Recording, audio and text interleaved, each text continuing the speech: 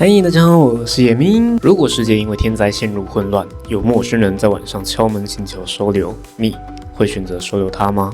在9月份发售的《No I'm Not Human》这款游戏中，将有各式各样的陌生人来到主角家，请求主角收留。今天就带各位看看这些陌生人都有什么样的故事。首先是邻居，也是玩家在游戏中第一个遇见的人。他会介绍游戏的背景：太阳异变导致天气异常炎热，让人们白天无法出门。同时还有伟人从地底爬出来，混入人群之中。天灾加人祸，简直是末日的标准配置。他也会告诉主角要让陌生人进门，除了给主角他家的电话号码之外，还送来喝不完的啤酒。随后会在第一天晚上离开，在这之后几天能打电话给他。第二天他会表示女儿缠着他要出门，晚上也能透过窗户看到父女俩一同游戏，是个爱女心切的好爸爸。第三天白天会表示他的女儿目击了尸体吓到了。第四天会告诉主角 FENA， 也就是联邦紧急事务管理署进入他家搜查，对于组织公告的伟人特征表达了怀疑，并将他的女儿托付给主角照顾。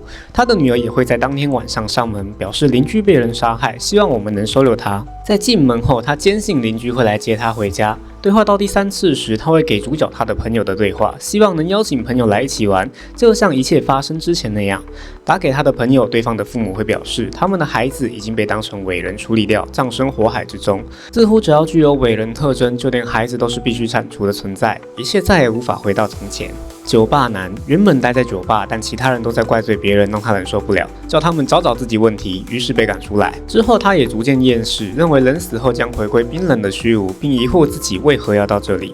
在被主角要求检查身体时，他会显得抗拒，像是检查到手时，他会表示伟人也能洗手，这种检查毫无意义，但还是会让主角检查。这个角色的原型可能来自俄罗斯诗人谢尔盖叶塞宁，除了诗作之外，他也因酗酒闻名，最后选择上吊自尽。而在酒吧男的对话中，他会时不时提到上吊，而他过长的手脚也呼应了这点。邪奸女被伟人占据房子而逃了出来，希望找个地方多活几天。虽然记得怎么从自己的房子逃出来，但对后续失去记忆，并开始怀疑自己就是伟人。和他对话到第4次，他会清楚认知到自己是伟人，并表明不管是人类或伟人都得死。已然陷入疯狂，这时可以选择开枪送他离开，或是留他下来。在房子里的坐姿可能来自《星际之门》中的丹尼尔·杰克森博士在牢房的坐姿。大衣男尽管天气炎热，还是将自己包得紧紧的，声称自己正在寻求安宁。拒绝他进门，他会请主角送他一颗子弹，但主角没有让他如愿。他提到自己的状态就像漂浮在宇宙中，在太阳旁边也无法感觉到温暖的程度。对话到第4次，他会展示给主角特别的东西。没错，他的肚子上长着一个大黑洞。很显然，他不是人类。看到黑洞会解锁成就世界，原文是事件世界 （Event Horizon），指的是光线不可能从黑洞中脱离的现象。展示黑洞后，该房间的其他人都会死亡，但主角不知道为什么不受影响，可能这就是主角光环吧。后续的对话可以得知，他也曾对其他人展示过黑洞，并杀害了对方。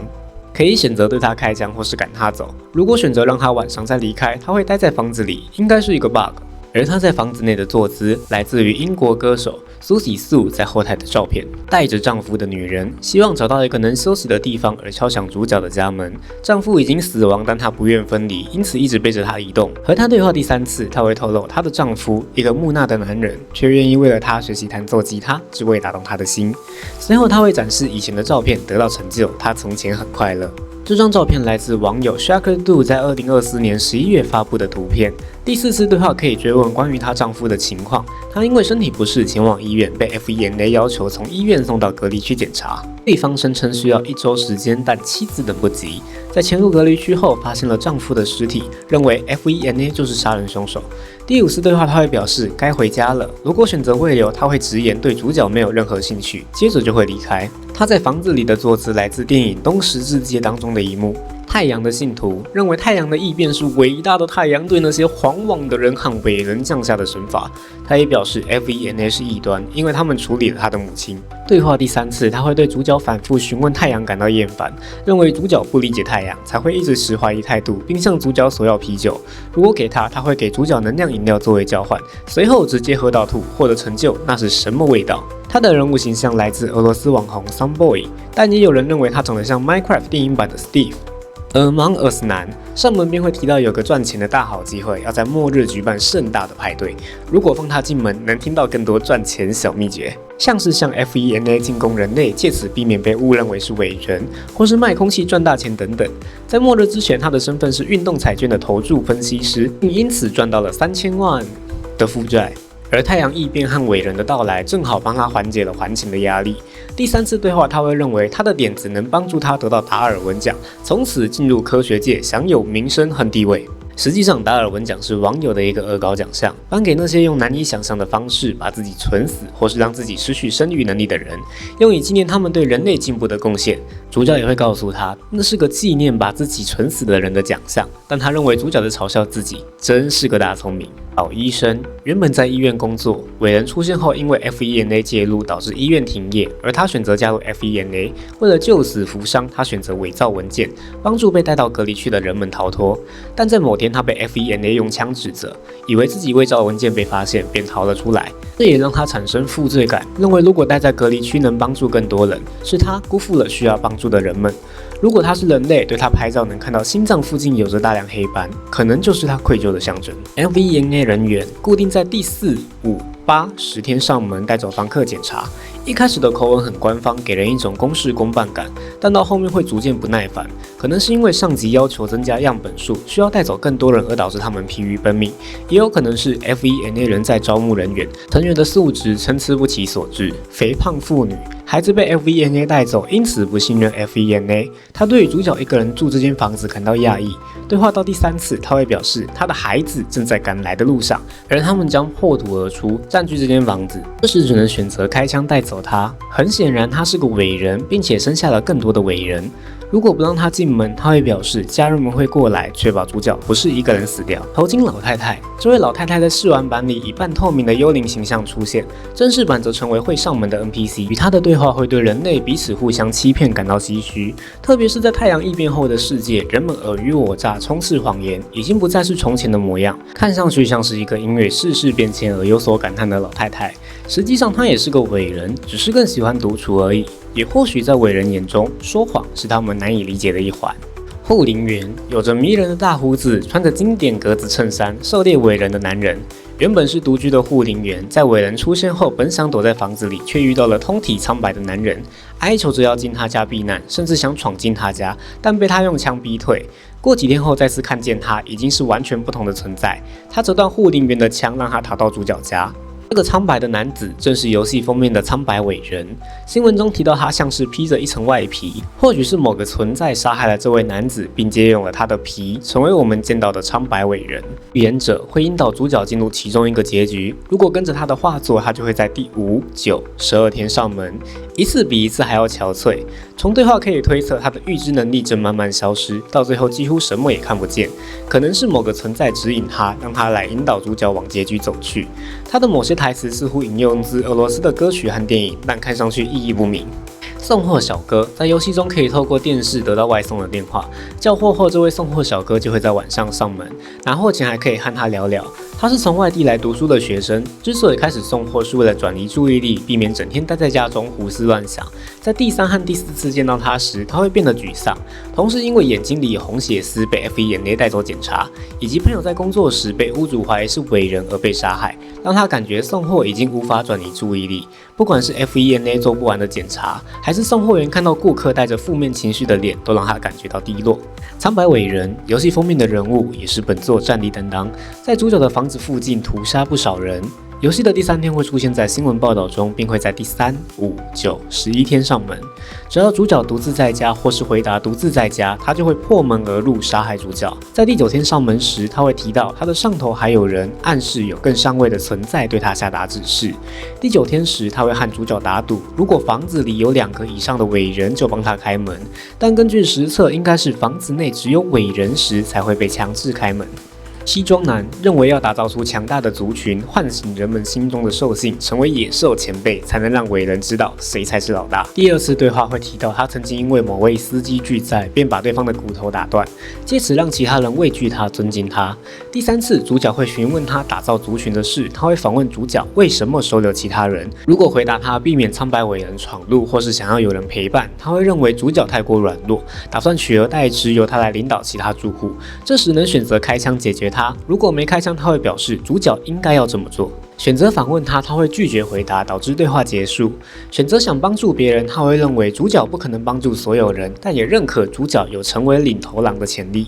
选择住户需要领导者，他会表示这就是主角该说的话，似乎认可了主角。风骚的女人，画风和其他人简直不是一个层级，开口就称主角为宝贝，也是唯一会进主角卧室的角色，他心里有我啊。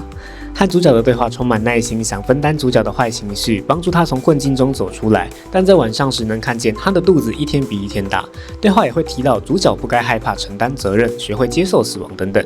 如果他是伟人，并且对话时的态度友善，他会在第4天生下孩子，并获得成就，承担责任。如果在他进屋后存档或读档，将会触发 bug， 导致孩子无法顺利出生。双胞胎大多时候都有一人开口，以下称呼这位开口的为1号，被照顾的那位称为2号，方便区分。他们进屋后视为2个独立的人，其中一位死亡或被 FENA 带走后，另一位会变得完全无法对话和检查，但依然能选择开枪解决他。1号会提到他们都患有不同程度的抑郁，但因为他的程度较轻，所以由他照顾2号。2号在进屋后状况有所好转，逐渐恢复对周遭的认知。和1号对话第3次，他会给主角丈夫的电话。拨通电话后，丈夫会表示1号是个能做好事情的人，但自己承受不住，希望主角保密，避免妻子去找他。第5次对话，1号会找到丈夫的遗体，悲痛不已；2号则表示会由他来照顾低落的1号。1号的名字是 Alkanost， 在房子里的坐姿参考自菲律宾裔歌手毕巴都比。2号则名为 Siri， 两者都来自东斯拉夫民间传说出现的生物，有着美女的脸庞、鸟的身体和美妙的嗓音。听到他们唱歌的人会忘记一切，追随他们直到死亡。暴怒男曾经是做音乐的，随时都在愤怒中。如果让他进门，他会承诺不把愤怒发泄在别人身上。随着对话次数增加，他身上的伤口也在增加，似乎是以自残来压抑怒气。他的妻子选择加入邪教，因此他对邪教感到愤怒。在认为妻子要抛弃自己时，他动手打了对方，并对此感到后悔。第4次对话，他会给主角妻子的电话，希望能代替他道歉。妻子则表示这不是暴怒男第一次让别人打电话来挽回一切，并表示他不愿正视自己的错误，两人之间已经没有可能。妈宝男衣服上写着最好的儿子，深受父母疼爱，但因父母离去而感到不安，认为一个人没办法生存。和他对话会提到有个未曾谋面的同父异母的姐妹，对于是否该去投靠对方感到无所适从。第3次对话时，他会将姐妹的电话交给主角，对方会猜出妈宝男的身份，并对他的父母可能遇难一事感到难以置信，最终答应收留他并感谢主角。无论是否打电话，第4次对话主角都会鼓励他出发。他也认识到自己太过依赖父母，决定搭计程车前去投靠姐妹，随后便会离开房子。猫女士固定在第4天带着猫上门，如果要求她证明自己是人类，她会说自己有双手、双脚和1颗头，简直把我不是人这几个字写在脸上。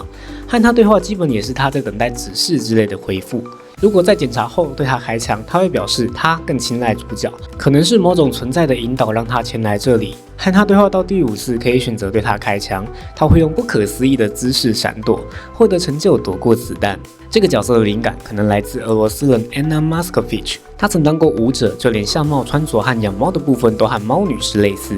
青少年认为主角和他说话就是在质问他，但他根本没有造成麻烦，让主角别来找他讲话。第3次对话会认为主角别有用心，就像他曾经遇过的刺激性骚扰的男人一样，但他把对方揍趴下了，并警告主角别乱来。之后对话也会透露他的父亲教会了他打架，但他认为是为了拿他出气。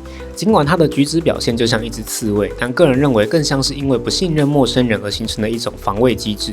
或许他以前被父亲找各种理由家暴，才会反射性的认为主角是想质问他或对他做其他的事情。盲人因为看见某些可怕的存在而选择自废双眼，虽然失去视力，但那个东西已经深深烙印在心里，就连做梦也不得梦到，折磨着他。在对话5次后的隔天，他便会选择自我了断，解锁成就黑暗中的低语，但愿他能做个好梦。他曾看见的存在在官方的 YouTube 文件中命名为食尸者。在游戏的第11天后，收音机也能听到禁止焚烧尸体以及无法控制住它的内容。在游戏的第12天，看向窗外，能看见一团黑影窜过，这些都可能和食尸者有关。红衣男上门时会讲一些笑话，并表示这是为了保持他的心智正常。和他谈话有时会顿住，这是因为他想起了他的爱犬。第3次对话透露，他的爱犬被计程车撞到，每晚都在痛苦哀嚎。为了结束他的痛苦，红衣男亲手了结了爱犬的生命。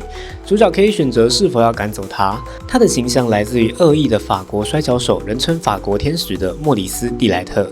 他也是史瑞克的灵感来源，因此在游戏中，这个男人也被其他角色称为食人魔。夫妻由丈夫负责开口沟通的双人组，打算前去岳母家，本来只打算待上几天，但女子总是出状况，男子也逐渐不耐烦。第5次对话，如果主角选择介入，试着帮助女子，男子会拿枪把女子当成人质，可以选择开枪带走男子，但男子也会带走女子。选择不开枪，两人会裹上毯子，最后被烈日焚烧而亡。从对话推测，男子很有可能是人口贩子，逼迫女子伪装成妻子，因此女子才会一再拖延。死亡教徒和领袖崇拜死亡的一支教派。第8天，领袖会上门，强制将3个教徒塞进家中。如果能确保他们平安活着，领袖会邀请主角一同参与死亡教派的仪式，进入结局4，和3个教徒对话，内容大多和死亡以及教派的使命相关。乌麻男对于世界发生的一切没有认知，还沉浸在电影当中，是个啃老族，但他表示这是对拥有资源的利用。第3次对话会抱怨主角家里没有电影能看，可以选择把他赶出去。在检查身体时，偶尔会透露嗑药的经验，像是看了很久才认出自己的手指，有够强的。他的外表参考自争议网红 Daniel Larson。浪漫男左手有着坏疽，看上去已经坏死。和他对话会用文绉绉的文字讲述他和某个女孩的故事。在他确诊败血病的那天，他遇见了女孩，并把对方带回家中，观察她一天天变化。但他并没有足够的时间去了解她，因为女孩已经被 FENA 带走，而他自己也做好死亡的准备。不管有没有让他进门，他都会请主角别扔掉他的尸体，似乎将主角的家视为他生命终结之地。上裸男尽管到晚上还是觉得闷热而上裸的男子，进入主角家中会泡在浴缸里洗冷水澡，并把水整个染黄。真实身份是前议员，和 FENA 有些关系。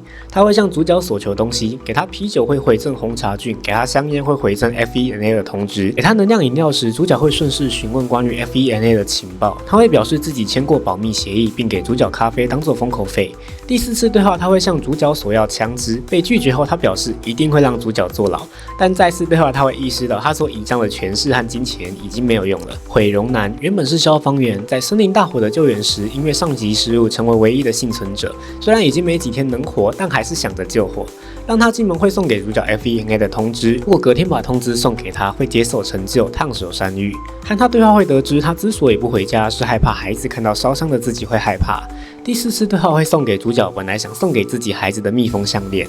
第5次对话，他感觉到大限将至，可以选择要不要给他香烟，让他走得舒服一点。对话后，他便会死亡。在房子里坐着的姿势可能来自恐怖故事、俄罗斯睡眠实验。缝嘴男因为嘴巴被缝起来而无法说话，让他进门之后，他会拆掉嘴上的线，但因为语言不通，只能透过比手画脚沟通。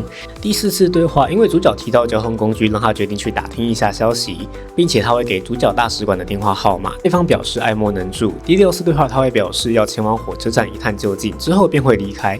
他所说的话在不同语言有不同解读方式，在中文版他所说的话会是音调不同的同音字，俄语版会使用英文键盘的字母输入俄文的单字，在英文版他则会使用阿特巴西密码。这是一种把字母顺序反过来的加密法，也就是把 A 和 Z 互换， B 和 Y 互换， C 和 X 互换。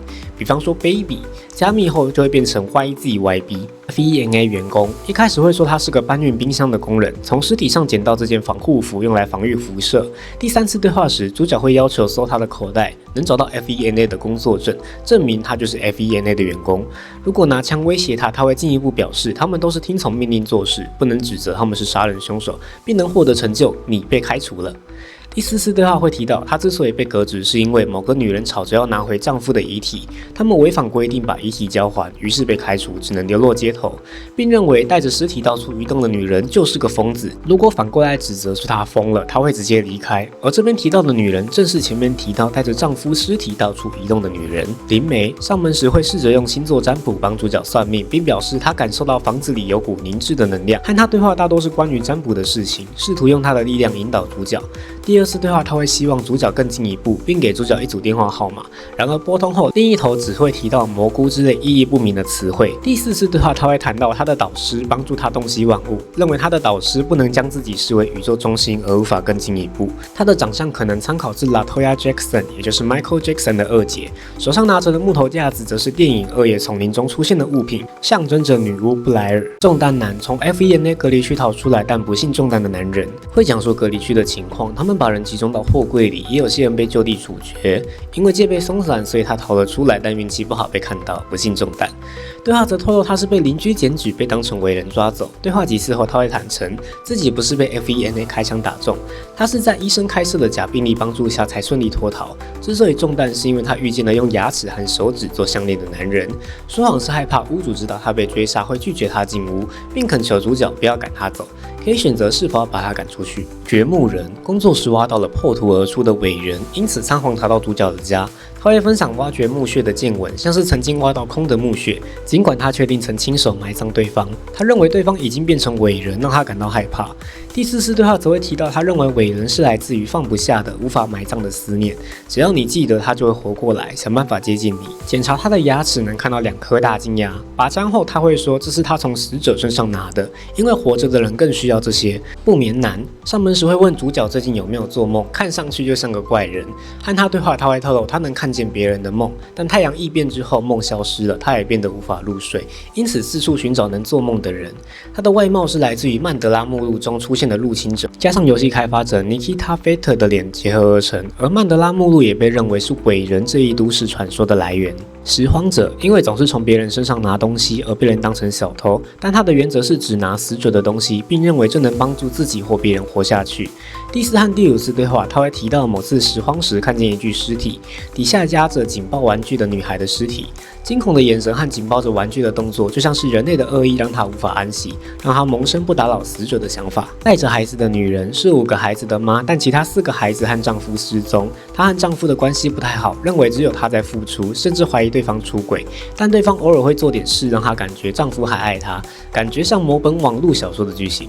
第3次对话能得到丈夫的电话，丈夫说他一点都不在乎孩子，实际上在第1次对话后，他的孩子就消失了，在房子里也找不到，而他并不在意，只想要休息。第6次对话，他也清楚自己不懂怎么养孩子，并曾被医生宣告不孕，感觉又是某本网络小说的剧情了。修女，她会认为住在主角家是神赐予的考验，要不是修道院不在了，她才不会来到这充满死亡的地方，并认为主角是乐于杀人的恶魔。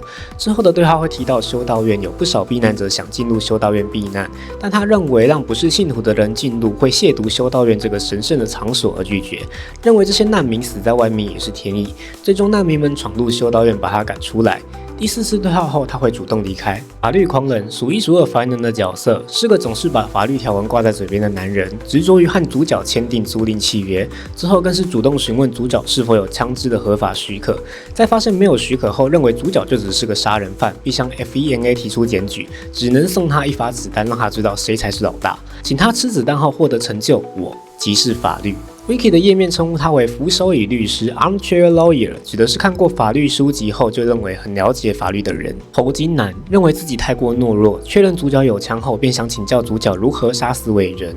但在他进屋后，他反而会表示看到尸体就不舒服，这是因为他在巷子里目击到杀人现场，让他认知到这世上只有猎人和猎物。主角尝试告诉他不必成为杀手也能活下去，但他认为主角是猎人的那方才能活到今天，他并不想成为只能哭着求饶的猎物。在检查后对他开枪会获得成就，好好看，好好学，就是不知道他是不是能活用于下次了。计程车小哥因为载客载到伟人，于是前往 FENA， 但差点被当成伟人处理掉。他之所以开计程车是因为父亲的影响，但他不希望落到和父亲一样的下场。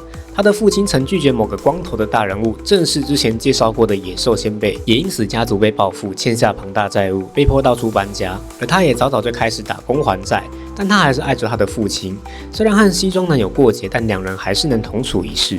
女教师在幼稚园工作，灾难发生后收留被怀疑是伟人的孩子，但幼稚园被害怕伟人的民众纵火，导致孩子们死去，让他陷入深深的自责中。和他对话，他会谈到原本他不喜欢孩子，但看着那些被怀疑是伟人而被抛弃的孩子们，便决定要收留他们，希望能给他们爱。第5次对话，他会谈到未来，也就是伟人肆虐后的世界。他认为自己无法引战暴力生存，为了坚持心中的良善，他选择夺枪自尽，获得成就殉道者，但也能透过鼓励他振作，让他暂时忘记自尽的念头。阴谋论者声称着掌握许多内幕的男人，像是伟人可能是政府处理人口过剩的一种说法， FENA 是伟人，只是穿着防护服来掩护等等。在第4次对话时，他会表示真相是变动的概念，一个人的善可能是别人认为的恶，但如果信念足够坚定，便能成为真相。本以为他终于开窍，结果只是在读另一篇文章，并表示伟人其实是大脑寄生虫，堵住耳朵就能预防入侵，看起来是没救了。他的角色形象来自 Inside LaPen 口中的一位主持人，加上游戏的作曲 Max Spector 的外貌组成。猎人固定在第8、10、12天出现，是邻居的兄弟，认为邻居过于软弱才会死去。他会四处狩猎伟人，并从对方身上取下牙齿来计数。中弹男和头巾男在外头遇到的正是他。第10和第12天，他会检查主角是否具备伟人的特征，如果出示的部位和新闻播报的伟人特征相符，就会进入结局时。他的形象和另外一款游戏 Hatred 的主人公相似，可能是他的形象来源。轮椅男错把主角家当成朋友家的男人，他相信他的双腿会长回来，认为奇迹总会降临到他身上。如果在他是伟人的情况下检查他的手，会发现10根手指都少了1节。他也会表示过几天就长回来了，解锁成就等等。问到他的双腿时，他先是搬出他朋友的故事，答非所问，转移焦点。后来又说是在买啤酒的路上被电车压到，却马上否认。加上他时不时会提到脑袋里有另一个声音，或许他的精神状况也出了点问题。海关女，丈夫在 FENA 工作，原本是海关，认为自己擅长发现问题，而希望加入 FENA， 却因为 FENA 只招收男性而无法加入。她对 FENA 的执念之深，让她检举邻居是伟人，结果是她的丈夫被 FENA 雇佣。这个可怜的邻居就是中弹男。尽管如此，两人还是能待在同一个房间。第5次对话时，他会坦诚来主角家大闹就是为了加入 FENA， 并给主角 FENA 的内线电话，让主角帮忙说点好话。拨通后，对方会说只要填写表格和做体检就好。主角会选择主动挂断电话，不知道为什么要去帮他的忙。第6次对话，他会质疑主角，认为主角不是 FENA 人员，凭什么在家里排查伟人？看起来已经把 FENA 当成一种权威的象征。他的形象来自于 Shaka Do 创作的 FENA 员工，身上的配色换成象征嫉妒的绿色，暗示她对丈夫加入 FENA 的嫉妒。蘑菇老人在家里有猫的情况下，他会在第6天出现，表示蘑菇节快到了，并赠送给主角微笑之书。如果收下并按照指示做的话，就能进入结局吧。如果拒绝拿微笑之书或是不跟着指示做，他还是会上门表示这只是浪费时间。不朽之人看起来和别的角色不是一个画风，这个角色来自制作团队的另一款游戏《迷失根源 Lost in the Roots》。他称呼主角和他一样是不朽之人，和他的对话会谈到他具备转身能力，可能是暗示主角和他在游戏中可以无限次重新开始。最后会告诉主角，伟人本来就存在于地球，而不是外星来的入侵者。雨衣小孩来自 Static Dread 这款游戏，不管怎么对话，最后他会表示这是错误的房子，随后便会离开，看起来像是一个彩蛋角色。乐观男，言行透露着乐观的男人，就算拒绝他进入房子，他也会劝主角别沉浸在悲伤当中。从前的他脾气火爆，伤害了真心想帮他的人，他的逝去让他学会放下，收敛脾气，变成现在的样子。他也会谈到他失去了他的家人，只是在取水的几分钟间，房子就被烧毁，让他感觉到自责与懊悔。他花了很长一段时间才转念，认为虽然人不在了，但共度的回忆仍能驱使自己前行。真正值得珍惜的，永远只存在于当下。以上就是图鉴所记录的56名角色，但其实还有没出现在图鉴上的人物。这个人正是主角。从和邻居的对话可以得知，他长期独居，不擅长和陌生人相处。在游戏第5天打开收音机，会得到一组电话号码，用来和其他人随机配对。主角会在电话里谈到他和父亲的关系不好，自己被逐出家族，现在仅剩的东西只有这间房子。从房子里的照片以及和家具的互动，也能看出主角和家人生活的痕迹，可以确定曾经有奶奶、父亲、猫，以及可能是母亲或妻子的女性住在这。另外，在和教徒和修女的对话中，他们也会提到主角的家充斥着死亡的气息，认为主角和死亡之间紧密连接。而在主角身上还留着不少谜团，像是他对睡在床头柜旁边感到害怕，不敢查看卧室的窗户等等。或许得等到之后更新才能解开有关主角的过去吧。以上就是 No I'm Not Human 目前登场的所有角色的介绍了。不得不说，真是各种人物都有。而官方也在10月14号释出消息，将在之后的版本新增角色，到时候会再做一部影片来介绍这些新角色。你对这些角色有什么看法呢？欢迎在留言区告诉我。我是野明，我们下部影片见，拜。